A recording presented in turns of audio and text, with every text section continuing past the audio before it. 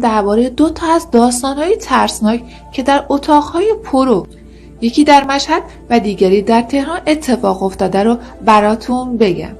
قبل از اینکه بریم ویدیو رو شروع کنیم یه خواهش ازتون دارم. اونایی که کانال رو سابسکرایب دارن حتما زنگوله کانال رو فعال کنن و اونایی که تازه با کانال آشنا شدن یادتون نره که دکمه قرمز رنگ سابسکرایب رو بزنید و زنگوله‌ش هم فعال کنید.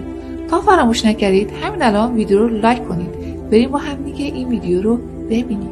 آقای به همراه خانومش با اتومبیل پراید به این خیابون برای خرید میرن. آقا برای کاری از ماشینش پیاده میشه و به خانومش میگه تو یه چرخی بزن، اونی که پسند کردی به من یه تگ زنگ بزن که من بیام ببینم که چی انتخاب کردی.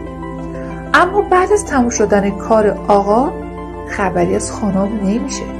آقا به شدت نگران میشه و دنبالش میگرده. 1-2 ساعت طول میکشه و بسیار نگرانه. به 110 اطلاع میده و میگه خانم من اینجا گم شده. به موبایلش هم جواب نمیده. پلیس به این منطقه میده و میگردن. خیابونا رو ریز به ریز جز به جز میگردن اما به نتیجه نمیرسن. بعد از 2 ساعت گشتن به یکی از مغازه ها مشکوک میشن. داخلش میرن و میبینن همه چیز عادی، فروشنده ها هم 2 تا خانم هستن.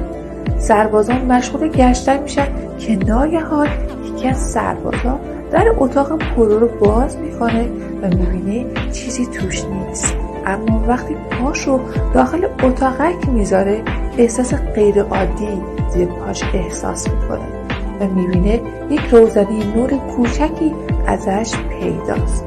دوباره همون فروشگاه رو با دقت بیشتری میگردن تا میبینن دکمه زیر میز فروشنده است. دکمه رو فشار میدن و میبینن بله کف اتاق پرو به صورت آسانسور میره پایین و اینکه کجا میره؟ بله میره به قسمت زیرزمین این مغازه که مجهز بوده به تشکیلات پزشکی و از این قبیل چیزها. دکترم که بعد از بیهوشی قربانیان که عموما زن هستن و تنها و ساده‌لوح اقدام به خارج کردن کلیه‌های اونا میکنن. تمام ماجرا در زمینه تپش روزنامه جام جم اومده. شاید شما هم شنیده باشین اما اگه کسی نشنیده براش تعریف کنید و هیچ وقت تو همچین جاهای تنها خرید نکنید. داستان